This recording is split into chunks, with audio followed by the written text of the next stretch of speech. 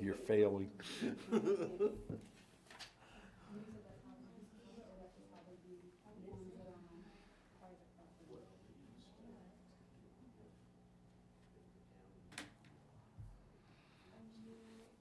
We need to talk afterwards.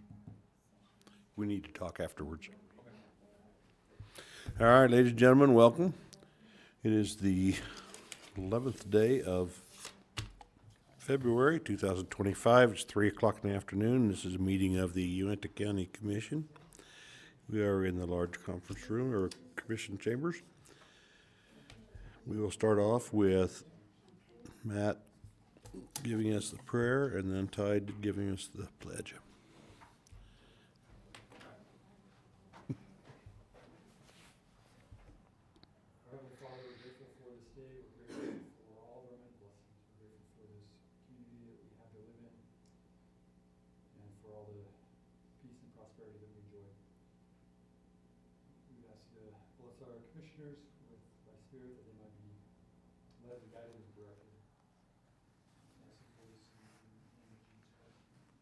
Amen.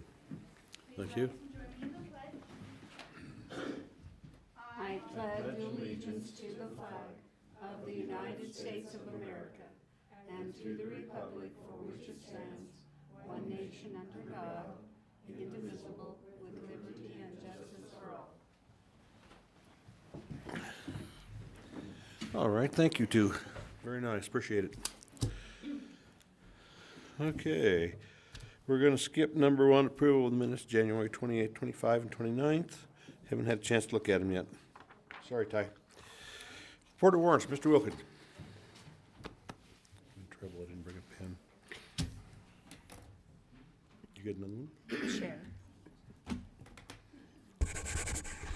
Okay, Commissioners, I have warrants from January 30th in the amount of $868,320.67. There's 2 on this one that was out of the ordinary. There was a payment to the Central Dispatch for $89,824 for some equipment that they purchased last year, and we're just getting them paid back. And then there was a check to Vernal City for the cemetery for $148,625. Everything else is the normal bills. February 6th, amount of $301,838.86, and nothing out of the ordinary on those. Any claims today, sir? No claims. How about tax matters? I do have a tax matter. Commissioners, I have a tax matter here on serial number 120160021. This individual is 5 years delinquent on his property taxes. It is his primary residence. He is requesting an deferral of $2,910.14. I told him that it would be I would present it, but he had to make a payment beforehand.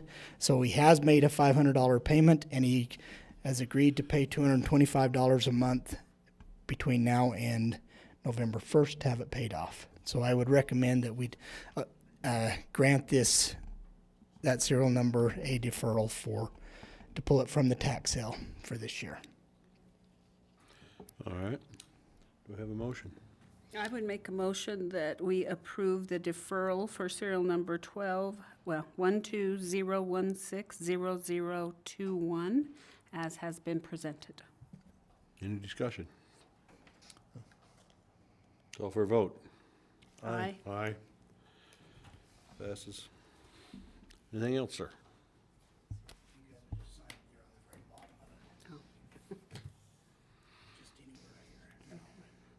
Deanna, you're up next.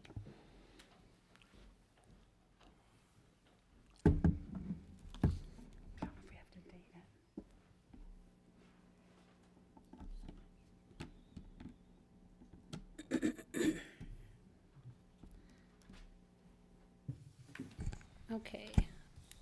I have Deanna Nyberg with Community Development. This is ordinance number 0122202501. It's amendments to Chapter 1730, Site Plan Requirements. Yeah, we don't have the televisions on. Oh, one's working. Does this just need turned on? Oh, there it's on. Mine's working. I think I've just got the one. Jill. You mean that can control it? One of these rolly chairs. We need to make it We probably need to get a remote, huh, for the one we don't have anyone tall enough.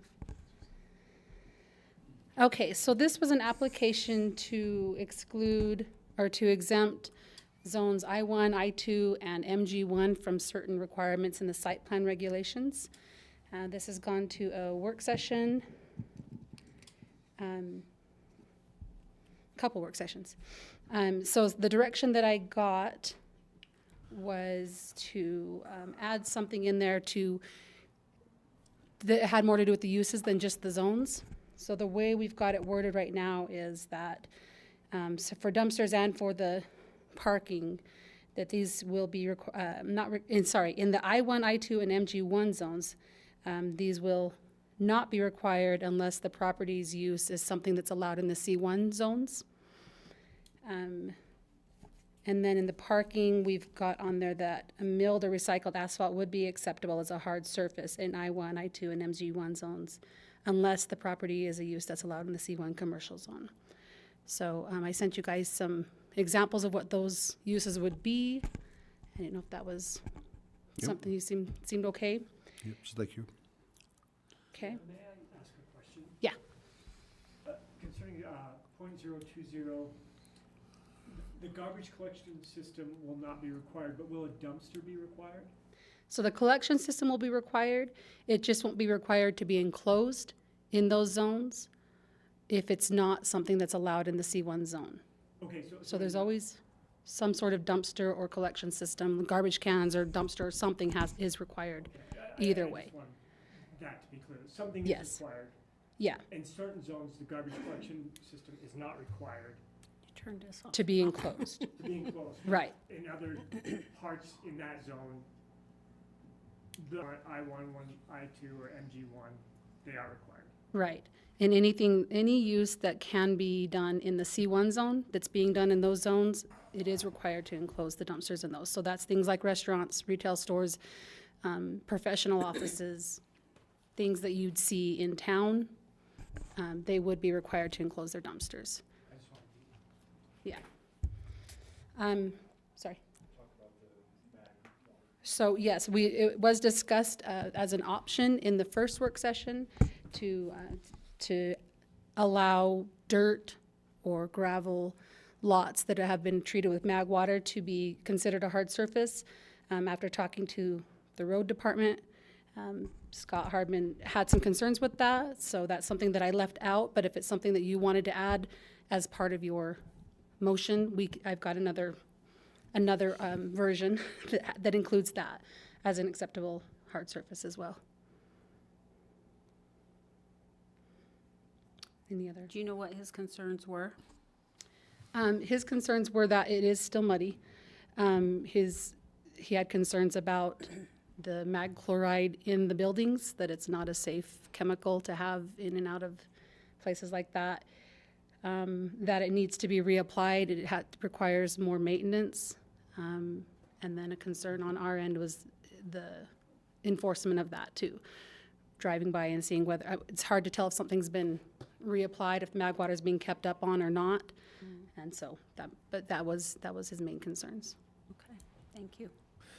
I've done a little looking around myself, and I've noticed lots of roads coming on and off, both on state and county roads that are gravel, and some of them not even mag chloride, and they seem to be working well. I'm glad we got the dumpster situation resolved. I think that's helpful.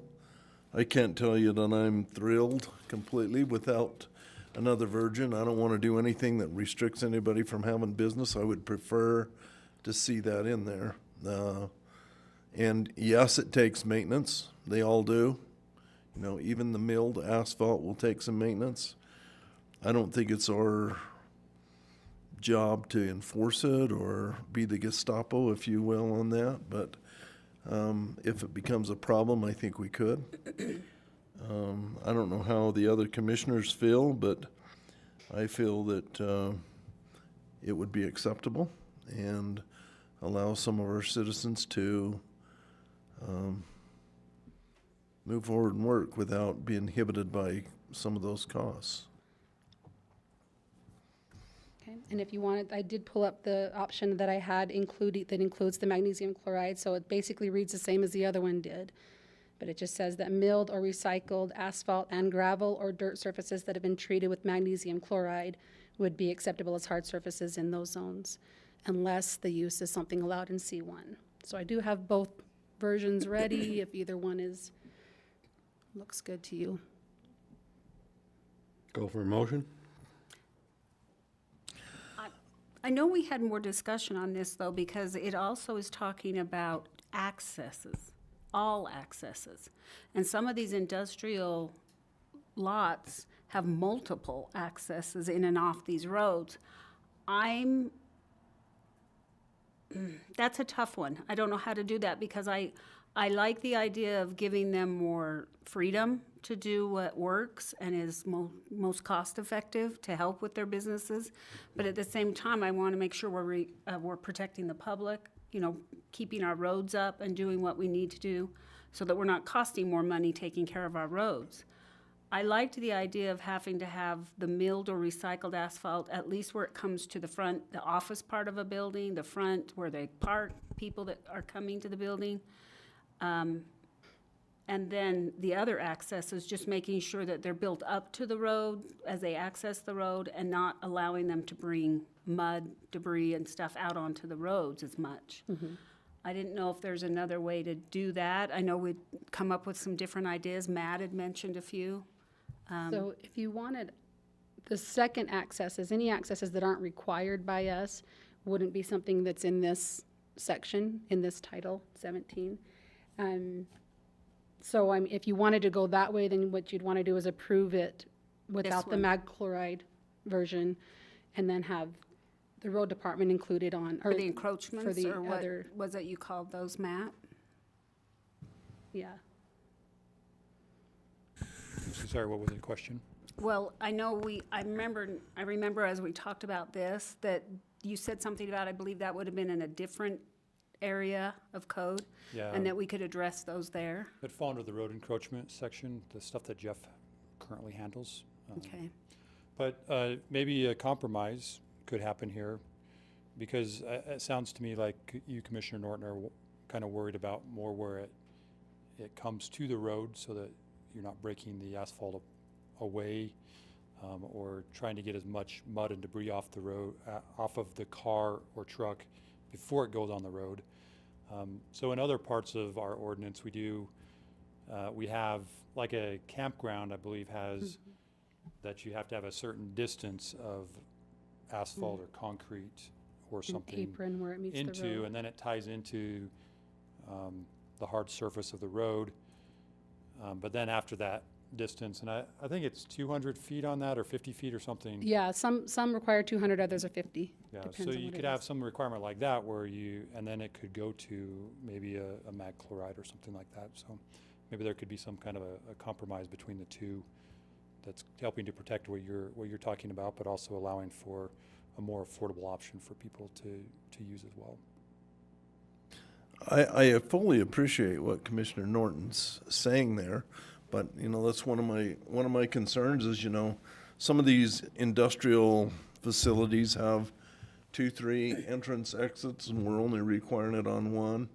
The rest of them can come mud, whatever. That really don't make sense to me. So And that could be, and Commissioner Norton had talked about maybe getting that on an agenda and getting that corrected as well for those other accesses. So you could approve something here, and then you could go and do something similar on additional accesses. Or you could even add in here that any access, because right now this is just currently dealing with the required access. But you could definitely add language in here that this applies to any access onto a commercial or industrial piece of property. That could also solve the issue that Commissioner Norton is talking about. it feels, when we're uptown, that kind of thing, oil-filled trucks out in in a park, in a, what do you call them? Industrial park. Industrial park. Just has a different feel. I mean, I've lived that life, and whether it's asphalt or not, I'm getting that my truck will be dripping mud coming on there. You know, it's the nature of the beast, and those are our livelihood, and I want to do everything I can to make sure they succeed. Right. Well, I'll go ahead and make a motion. Joan called for one. Go ahead, Joan. Did you make a motion? No, I didn't. Okay. It's yours. I'll make a motion that we accept ordinance 01-22-20501, version 2, as presented by Deanna Nyberg. Which is the one that's on the screen. Which is the one that includes the magnesium chloride. Yeah. Call for a vote. Aye.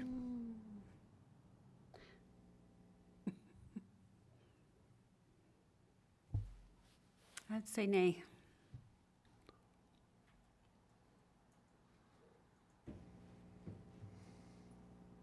I'm going to say aye, with the understanding that we reevaluate that in 90 days. Or whatever, we get somebody else that builds it, and let's look at that and see what it really does do with our weather. Yeah, because this Because I was. see both sides. Yeah, I think the reason, I'm just gonna say the reason on this is because this is the required access.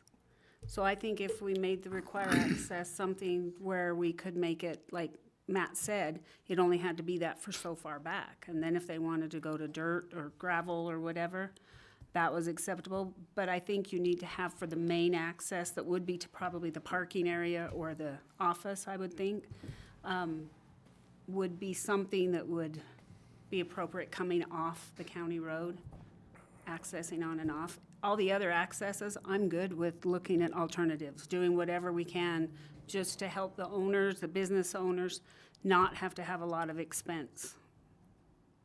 But I think the main one should be something, and I'm listening to Scott's concerns.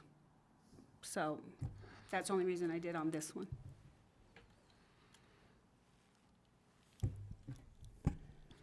Anything further?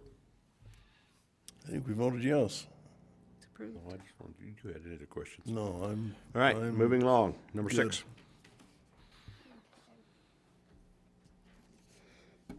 Okay, so number 6 is ordinance 01-11-202501. This is vacating a portion of a Class D private road. Let me pull that up. Okay, so we had the public hearing on this on January 28th. And the original proposal, sorry, this is a Class D road going through private lands, and it does not access public land at all. So the original proposal was to vacate this entire road.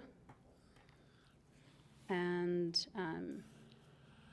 what we're trying to do today is get an ordinance to vacate the portion that's on the land owned by Kathy Atherton and Wayne Young. They're trying to sell their land, so they're wanting that part to be taken care of. The rest of the road, what we're waiting on, this section right here was not noticed properly, so we have to notice that for 4 weeks, it's in the middle of that right now. Then we'll bring it back for a public hearing, and then we can do the ordinance on this north portion. And then the portion on the south, running east and west, this is on property owned by Donna Young, and she's asked that instead of vacating it, we would reroute it to come up and connect to the B Road, Deep Creek Road. And we've started the process of that, working with the road department. We would need to get an easement, a deed, turning that over to the county. But for today, we're just looking for the approval of this part to be vacated. And if you needed to, in the motion, because that does leave this road floating. So I don't know if that's something that you wanted to vacate it with that stipulation that this section must be rerouted or vacated in the next however many days. If we can't get something worked out with them, they did express like that's what they're wanting to do. But if for some reason there's something else that comes up that they don't want to do that, then it can be vacated at that point. Yes. Oh. Yes, did I say 01? Okay, sorry, so yes, 02-11-202502. Thank you. No, isn't there a house fairly close to that Yes. road that we're not? Yeah. So here's the access that they're wanting, oh, sorry. It's already there. So yeah, that's their driveway that they use right now. They use it to access their house and then their property here to the south. And they farm that. And she wants that to be the road rather than just going straight across here. Okay. What do you feel is an adequate time to give on that? How long do you think we need? I don't know. Mike was talking about the possibility of not requiring a survey, just GPSing it. I don't know if that's something that he said he'd have to talk to Lauren about. Yeah, that, I but- mean, what we want from them is a legal description, because we don't claim the current driveway as a road. So in order to move the road, we've required that they give us an easement, because it's not something that's been claimed as a road before. And so the easement just guarantees that that's where the road is and they're signing it over to us. So, however we can do that, if it doesn't take a survey and we can get a legal description of that some other way, and that's legal through the recorder's office, and we can get through the attorney, then we can do that. I think 3 to 6 months though is fine. And then what we can do is whatever that timeline is, we can just put it back on the calendar, put it on our calendar, and then if nothing happens with this, we'll just bring it back to commission meeting and say, hey, nothing's happened with this. Then we just, We just either need to vacate it, or maybe they need a little more time or something. I think that'd be the best way to handle it so it doesn't get lost. And then we just have this road floating out there by itself that you can't really get to Mm-hmm. without trespassing. So, My recommendation, we give them 6 months. That way we got the summer, they can get some work on it, just in case.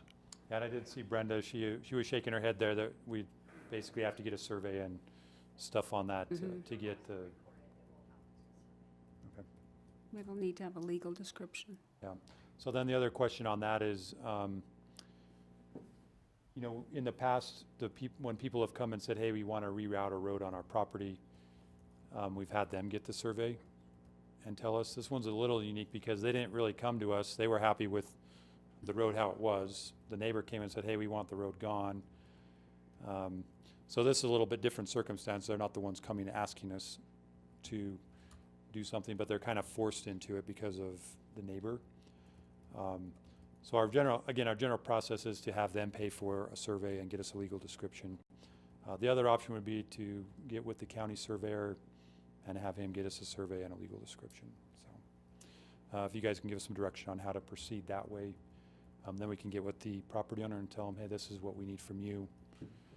In the past, the county attorney's office has been the one that's drawn up the deeds that gets recorded once we have that legal description. And Lauren doesn't have anything to do, so I'm sure we can get 6 months. Yeah, a couple. yeah, if any direction on how you'd like us to proceed on that, and then we can let that owner know. So, just so I clarify in my mind, you're wanting to wait 6 months and do it all in one step? You're good with deleting that part today and then giving them 6 months to accept the new road? Yeah, And if they don't then we bring it meet the back. requirements, we bring it back and delete it?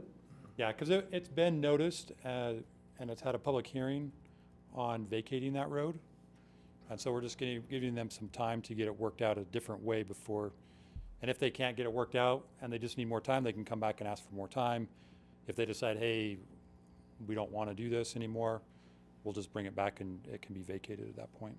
But they could just have a private road coming off the county road to where theirs is, correct? They could, yes. The reason that they want to keep it is because in this particular zone, you can actually follow our minor subdivision requirements on a Class B road. So their thought is, well, we have the ability to subdivide more easily without putting road improvements in. And so that's what they want to keep. They want to be able to keep that ability to do that. So, That makes sense. And on your public hearing, everyone's good. And all the neighbors are in agreement except that one. well, And the- she even said she was fine care. with the vacation. Okay. yeah, it's this neighbor here. She just didn't want it vacated on her Yeah, property. no Right. problem. And Deanna, I appreciate you said it doesn't go anywhere. You can't access any public land Right. from this. It's Yeah, it's just a loop strictly from, on their property. mm-hmm, right. It's probably already been addressed.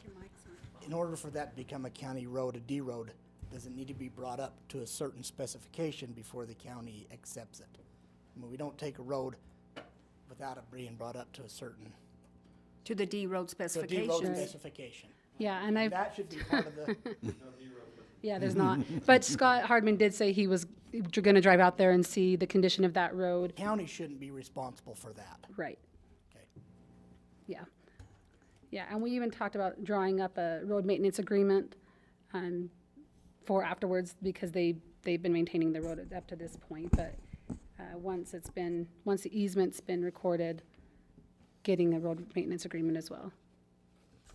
Yeah, sorry. And the reason that D roads range from 2 tracks to, we have some out in the oil field that are nicer than some of our B gravel roads that the oil field takes care of that are D roads. So there's not really a standard for a D road, but Deanna did talk to Scott. He was gonna go out and look at it and give us some feedback on if they needed to do some work to it or something before we took it as a D road. Or if, because we don't maintain, we're not gonna go in there and maintain the road at this point because it's a D unmaintained road. But Scott was going to get back to us and say, let us know the condition of the road and, Yeah, he wanted to make sure it was passable, basically. otherwise we could say D standard, but it's very wide. Very wide. Would we just have this road, if we did do a Class D road, would it just come down to where the current road is showing and stop, or what would it do? So last week when we talked about it, we had it going all the way to this property and stopping there. Is that what everyone, It would be moved, so this part would be east of that, or sorry, west of that driveway would be moved to to the follow the driveway. driveway, right? So it'd start at the B road and it would go all the way through to the property line on the east. So That'd that be would the be new to alignment. provide access to the people to the east, I guess, or whatever that is? Yeah, people, It those people would. that own that property could use that to get to their property as well. And it also gives you access to that field. Right. Yeah, and that field's owned by the current owner of that Right. piece on the north. But if they ever decided to One divide property. them and sell, that would Yeah. leave Right. access. That would let them divide the property along that part of the road, not just here on the hill, Okay. which I'm assuming that's what they wanted. Yep. Makes the most sense. Call for a motion? It's a little complicated, but I would make a motion that we approve ordinance 02-11-2025-02 with the stipulation that, I don't know what you'd say, that property owner is given 6 months to do the new road, or it would be brought back to the commission. As a Class D road.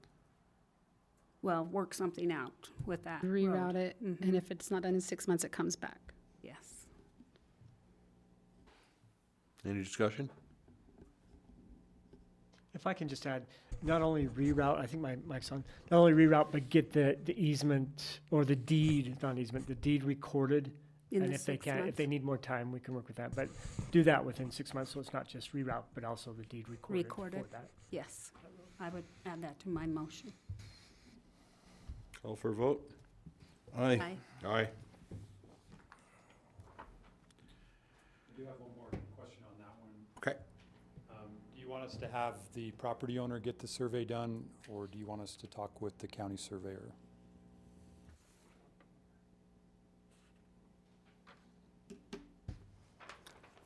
I would say get The county surveyor, where it wasn't an act by them that's creating this, it was an act by us vacating a road. Okay, I don't have a problem with that. okay, we'll do that then. Thanks.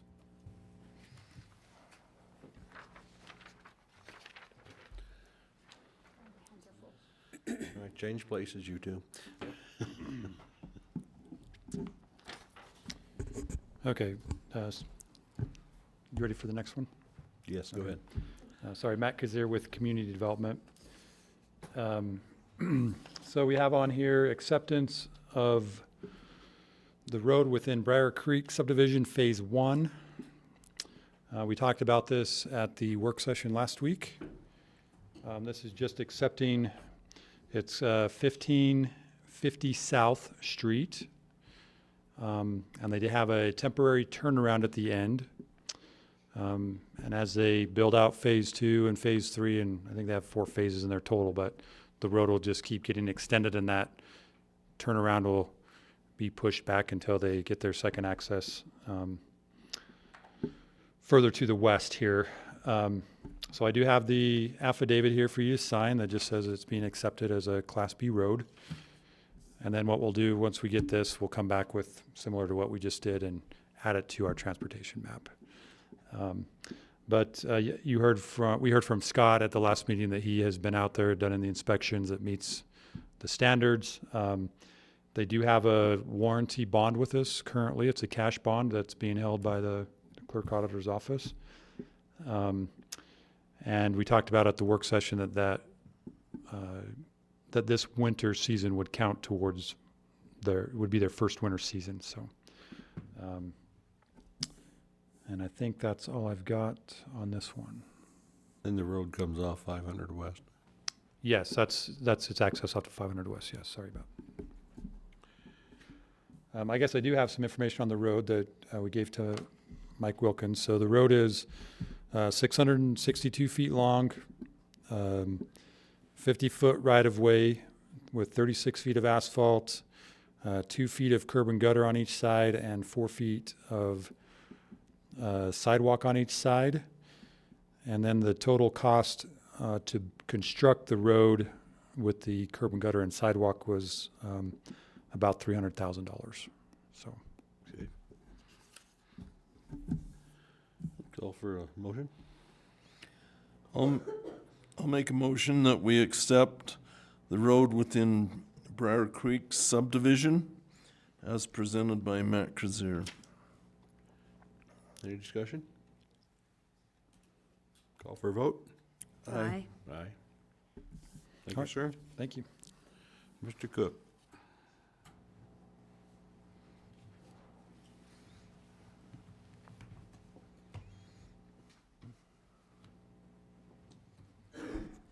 Michael Cook, Trails Manager.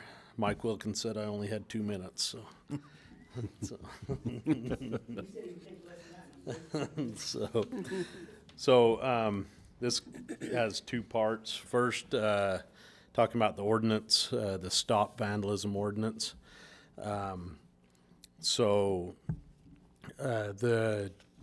OHV community came to me a few years ago and wondered if we could do something to help curb vandalism on our public lands, specifically along the trails and stuff. So we went to the Department of, Utah Outdoor Recreation. And so, worked with them and came up with what will hopefully be the program that I think we're the guinea pig. So if it works, it will probably spread throughout the state.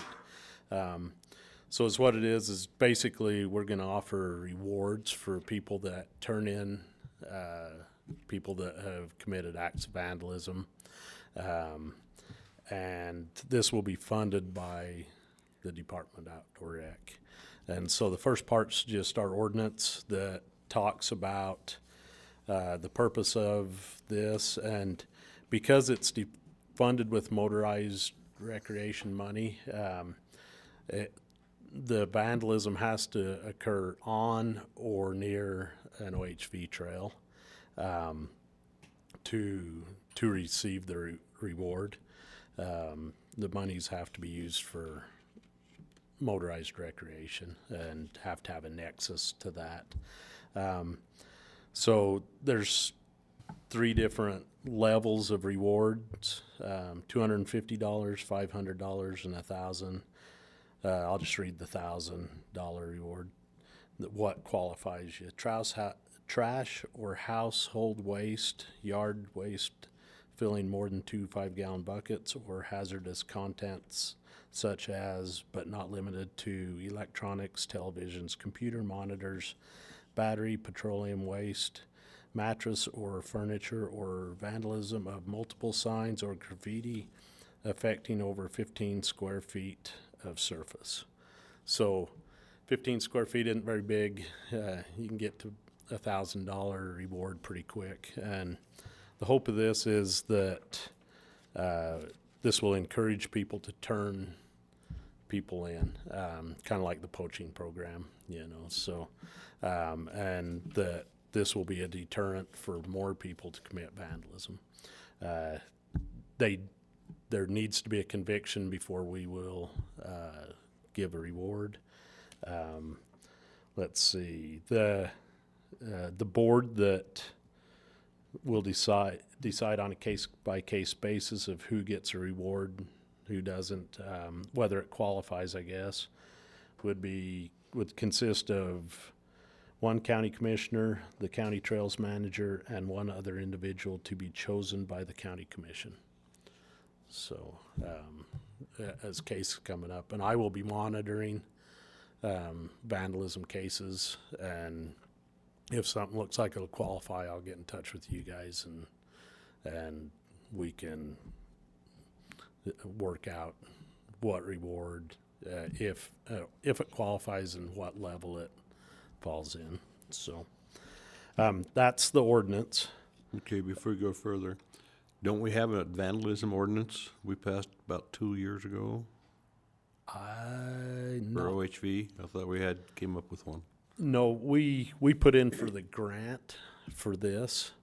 It was basically the same thing, but it was going to be a grant, and for some weird reason they denied us the grant. But we haven't ever passed this ordinance. We've been working on it for several years, but I don't think we've ever passed this. Okay. Does it not include for the reward, it has to be a conviction? Yes, it does. Okay, Yeah. So, thank you. thank you. Any other questions Mike, on that? yeah, for I do. ordinance? So you said trails, does this attach trails that's perhaps on forest and go, you access that, or BLM, and it gets to private property, but that's the access is going across forest, BLM, any of those considered trails? Do they fit into this? OHV, it says, let's see here, reward fund for individuals reporting littering or vandalism on public lands within Uintah County which fall along or near designated OHV trails where the perpetrator is convicted for the offense. So they have to be designated OHV trails. So at least by the way it's worded. So they have to be designated OHV trails. But it's got to be on public land, and public lands. be regardless if it's Forest Service, Yes. wildlife, whatever. BLM. So if it's on the Forest Service travel map or something like that, it would be there. Yes. Be eligible. I just, I know that it happens. They use those roads to get there. The point I brought up was wintertime snowmobiling. It happens. We've seen it over the years. And I don't want to just protect the government. I want to protect the citizens as well. I would like to see a little more clarification on that. But if you're confident with it and the other 2 commissioners are, I'll go for it. But I want to see the citizens protected, just not government property. Yeah. I think as this movement, this is first, I'd say first program in the state, at least, of this nature. So it is a work in progress. I think as it goes along, if we see something that needs changed, definitely we'll have to work with the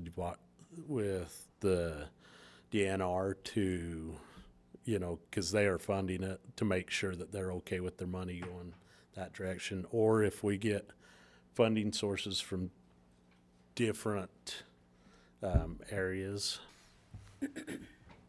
Yeah, that's what I was gonna say. If the county wants to put into the fund a certain amount of money, then you could add private lands on there as well. I think this was all negotiated with Division of Outdoor Rec, because they're the ones funding the program, so, and their money has to go, Yeah. it can only go to certain things, so they're kind of restricted on what they can do. But, you know, if we get a private citizen or another grant, or the county wants to put a few $1,000s towards a program to supplement this one, because you might want to do it on even hiking trails or different areas that aren't just motorized. Yeah. That can be done. Yeah, and the ordinance could be modified to account for those different funds.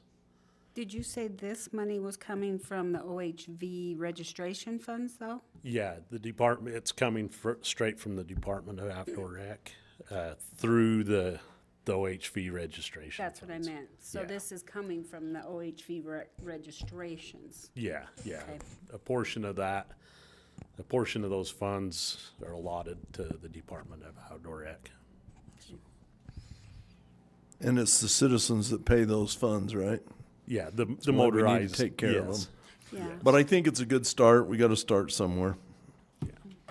So, I think what I was trying to point out was when it comes from the registration of OHV, you have to use it on OHV. I Is get that that. correct? yeah, Yeah. yeah. But when he says access to or near, Yeah. Motorized. And so that's True. gonna be the, when we start working through this process, and, you know, it's deciding where the money goes is gonna be, cause there is a little bit of, you know, wiggle room, so. Okay, the other, any more questions? Well, I just wanted to clarify, I understand what Commissioner LaFever is saying, and if the OHV trail runs along private property, though, Yeah, it's worded, back when we started this, we talked to John Sturmer about private versus, public lands. And he was just like, because private lands, usually the vandalism's on public lands, you know, but it was kind of, let's start with the public lands, and then if we see the need, we can work with that Division of Outdoor Rec to modify it, but that vandalism on public lands, you know, let's say somebody has an OHV trail coming through by their cabin or something like that, but it's a county road. That Diamond would be a good example. It's hard to say, well, yeah, that was unless you knew, yeah, that was a guy on an OHV that ran through and spun out, or ran through and robbed his cabin, versus just somebody, you know, in a truck, you know, or something like that. So a little bit of that would have to depend on the case, whether it was proven, what was going on. So John Sturmer at that juncture figured it was better just to, for now, put it to public lands, because the private land brought in a whole different, complicated it, I guess, would be. And so that's the main reason it said public lands. So, If I may just add something. Work with the attorney's office, and I can certainly let the prosecutors know this, because people who turn this in or are interested in a reward will have an interest in how the case works out. and it requires a conviction. Yeah.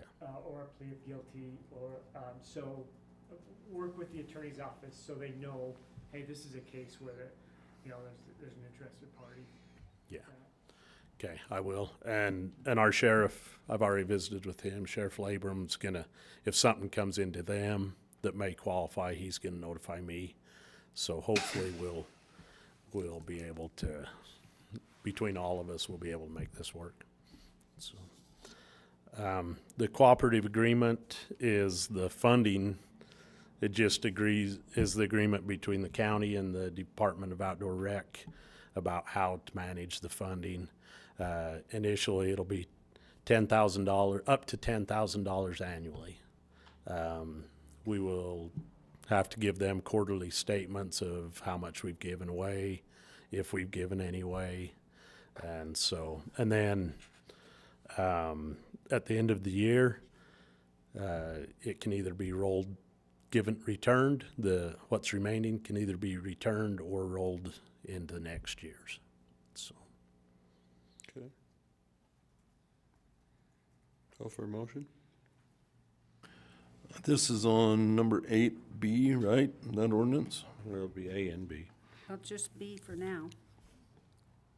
No, A is a cooperative agreement. Yeah, Don't so, we need to approve those separately, though? yeah, I think so. That would probably be a question for Lauren. Yeah. Separate. Yeah. I'd make a motion that we accept the outdoor recreation vandalism, would I call it a program?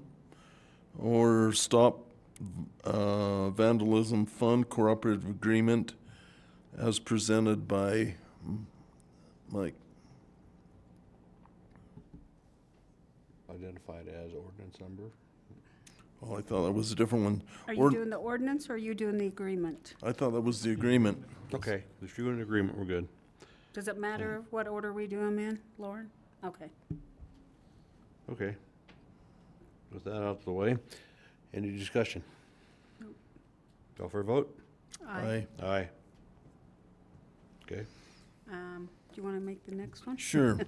I would also make a motion to accept ordinance number 01-29-202501, establishing a stop vandalism fund.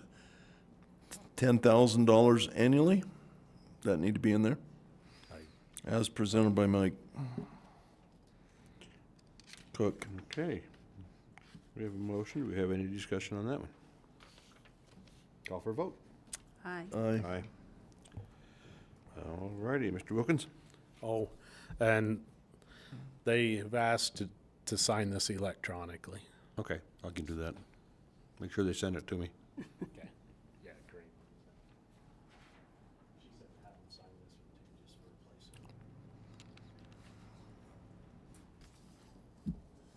You'll sign this just for a placeholder in Mike's files.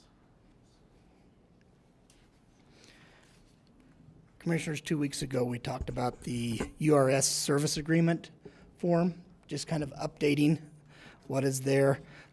We already participate in all of their retirement options, 401k, 457, the Roth. The only one we match is the 401k.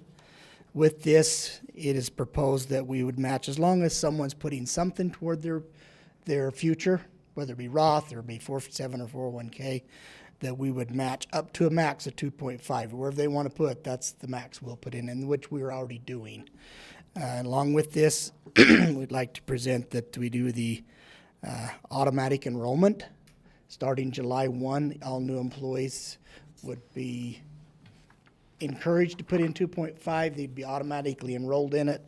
They then have 90 days to either say, yep, nope, we don't want to do that or not.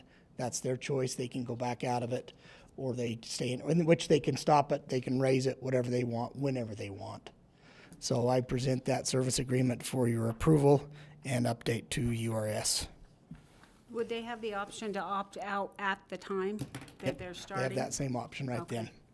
If you read which Tanya will bring back at a future meeting, disclosure statements that will be approved, that the employees will sign, knowing that that's what they're doing, and it states on there that they know they can withdraw or not participate, whatever they want to do.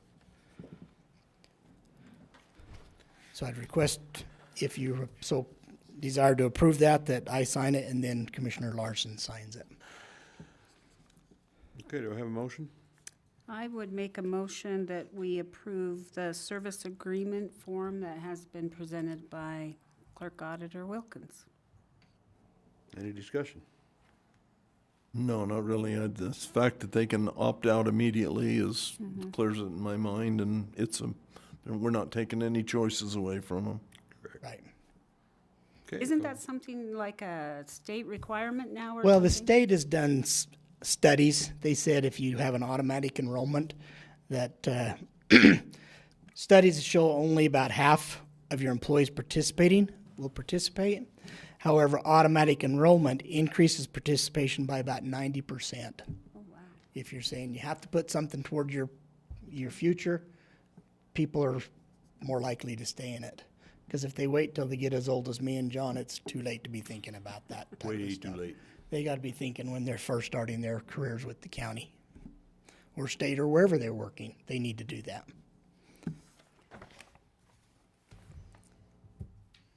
Okay. Call for a motion? No, we already got one. How about a vote? Aye. Aye. Right. Okay, the next one is the actual automatic enrollment. To put in at 2.5% is what we would request that they be automatically enrolled at. The state requests 5% or encourages 5%, but if we can at least get them put in the 2.5%, they will at least get the match money. And we felt like if it was 2.5%, maybe they would more likely stay in. So now if you'll just approve the automatic enrollment at a 2.5% rate.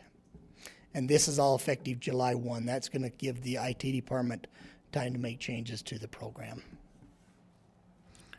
So this is 2.5 max, but if they put in 1%, we 2.5 match minimum, 1%. we could say. Yeah, they could Okay. put in more. They can put in less, but automatically they will put into a 0.5%.